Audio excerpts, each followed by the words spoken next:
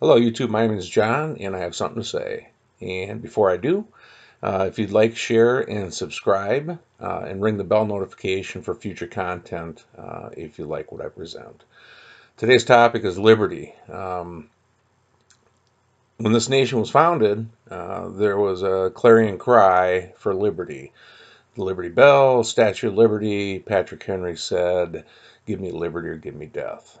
That was the focus of getting a nation that was not under a tyrannical government.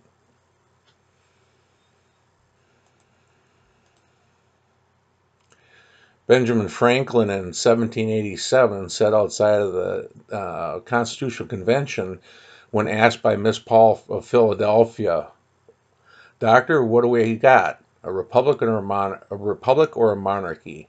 And with no hesitation whatsoever, Franklin responded, "A republic, if you can keep it." Next, I wanted to talk about um, people are incarcerated unjustly because of prosecutorial misconduct. This particular link here says, and the numbers are kind of all over the board, but the fact of the matter is there are people in prison because evidence was withheld. Prosecutors plea bargain things when they knew somebody was innocent, pressured them, blackmailed them into taking a lesser sentence. And there are many people on death row who have been falsely convicted, and there's been many instances where DNA has exonerated them from those charges and convictions. This particular one here says that this could mean that more than 136,000 people are unjustly incarcerated. And I'll put all these links in the description below. Please research, make up your own mind. Don't listen to what I say, but I just hope that I put a little teaser out there for you to dig into things a little more and open your eyes as to what's really going on in this nation. With regard to prosecutorial misconduct, this is an article from, I believe it's 2010, from the Innocent Project. In case after case during that time, judges blasted prosecutors for flagrant and outrageous misconduct. They caught some prosecutors hiding evidence, found others lying to judges and juries, and said others had broken their plea bargains. Such abuse, intentionally or not, doubtless infects no more than a small fraction of the tens of thousands of criminal cases filed in the nation's federal courts each year. But the transgressions that USA Today identified were more serious than that. In each case, judges threw out charges, overturned convictions, and rebuked prosecutors for misconduct. And each has the potential of tarnishing the reputation of prosecutors who do their jobs honorably. So I want to really dig into this a little bit about. I've had this notion for some time with regard to prosecutors who withhold evidence just to bolster their resume so they can move on to the next stage of their careers, because that's how prosecutors bolster their resume, is their conviction rates.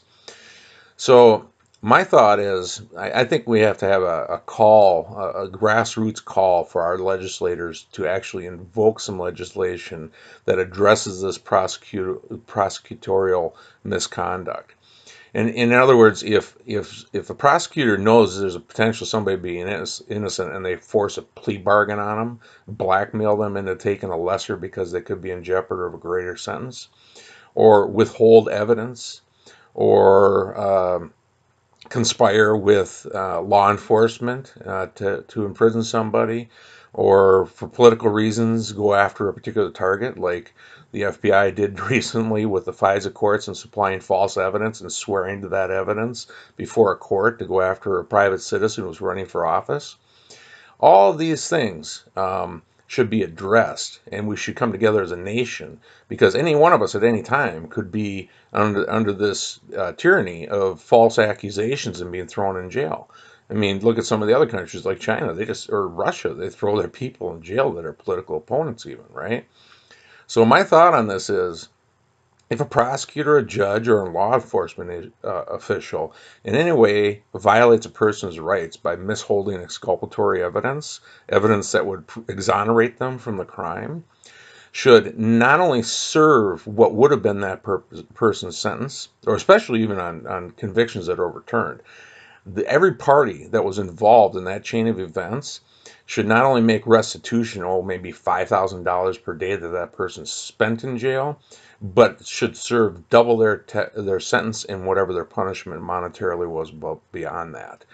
I think that would cut down on this misconduct to a great extent, because who's going to want to sacrifice their freedom for sake of their resume? Here's a good case in point. I mean, I could put forth many things like Ruby Ridge, Waco. There's a whole lot of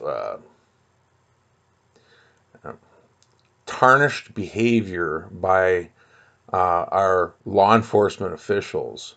And don't get me wrong, there's a lot of good cops and good FBI agents out there, but we as a nation have a very short memory. We need to look back and really recall how people's individual rights have been just trounced on and nobody stood up to speak for them. This particular guy, Shafer Cox out of Alaska, I know he was a patriot. He had a large following, and he started uncovering some corruption in government, some pedophilia rings, and was calling it out. And shortly after, he got prosecuted, I believe it was in 2012, for conspiracy to have a federal FBI agent killed, I believe. Could be wrong there, but I believe that was it. And for weapons violations. Now, recently, and the prosecutor has been withholding evidence that would have exonerated him from the beginning. But recently, the judge overturned the conspiracy, so there was no conspiracy to have a FBI agent murdered. And he's looking to be resentenced here for the arms violations. Well, in my opinion, there is no arms violation. Our Second Amendment trumps all laws related to weapons, firearms in particular. It wasn't for the Cold War between the United States and Russia for over 50 years. It was not termed the guns race or the cannons or the missiles race. It was called the arms race. And that was not to block a particular set of weapons in a grouping.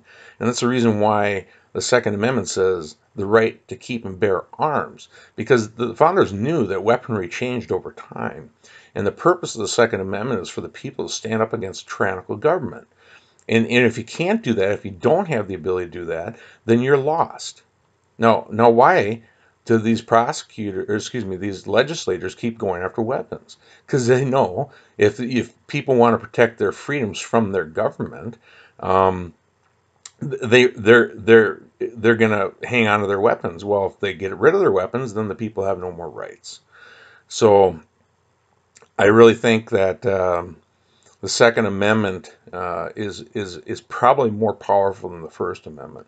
And we could talk about the different amendments to the Constitution in future videos, but this particular gentleman, Schaeffer Cox, in my mind, did nothing wrong in having weapons. To call them illegal means you're saying the law that calls them illegal trumps the Second Amendment, and that's absolutely just wrong thinking. Most of these laws are still standing because people can't afford to take them all the way to the Supreme Court to have them overturned. I'll put the link for Schaeffer Cox in the description below as well. You really need to look into that case because this guy's been railroaded and he's been in a federal penitentiary for nothing. Okay, here's some crime statistics: guns versus other weapons used in crimes. And I'll put this in, and this is 10-year-old information, but I don't think the numbers change much. And there's all sorts of numbers out there. Anybody can quote anything, but I'm just going to pull this one up for example. The statistics: more than 137,200 cases of aggravated assault involving firearms, right? While more than 126,000, only 10,000 less, 126,800 involved knives. More than 222,100 involved other weapons, and more than 154,100 involved hands, fists, and feet, etc. So let's break this down. So between other weapons, which could be baseball bats, right? Um, well, let's look at it this way. There's a disparity here of 10,000 between firearms and knives. So why isn't there a clarion call from all these leftists saying outlaw the knives? People shouldn't have knives. Knife-free zones, right? Okay, just get rid of the cutlery in your kitchen. See how you do. Step further than that, other weapons. Well, the other weapons is 222,000. That's 100,000, almost 85,000 more than guns, right? Are involved in assaults, and a lot of those are baseball bats. So, where's the cry from the leftists to outlaw baseball, right? Goodbye, apple pie, right? So, my point is, it's ludicrous, these arguments about gun violence and taking away people's Second Amendment rights to stand up against a government who would take away their weapons at the point of a gun. Think about it. Look at these red flag laws popping up in states. In fact, they just tried to pass this in Minnesota. You're not going to give a person under the Constitution, you have a right to due process. But you're not going to give under these red flag laws that seize somebody's weapons. A person who you know or don't know can go to a judge and say they think you're an unsafe person to have a weapon, and the judge can issue an order and go and have the police at the point of a gun come into your house and take your weapons. This has happened in a couple other states where people have already been shot. No right to face your accuser. No medical person there saying that you're not of a stable mind to own or possess a weapon, just on the accusation of an accuser that you can't face. That's not due process. That's not America. But these states are passing these things. So I would encourage you to look into all these subjects and really evaluate if liberty's dead in this nation, because it's on the verge of it if it's not already there. And like Franklin said, as long as you can hang on to it. Have a good day.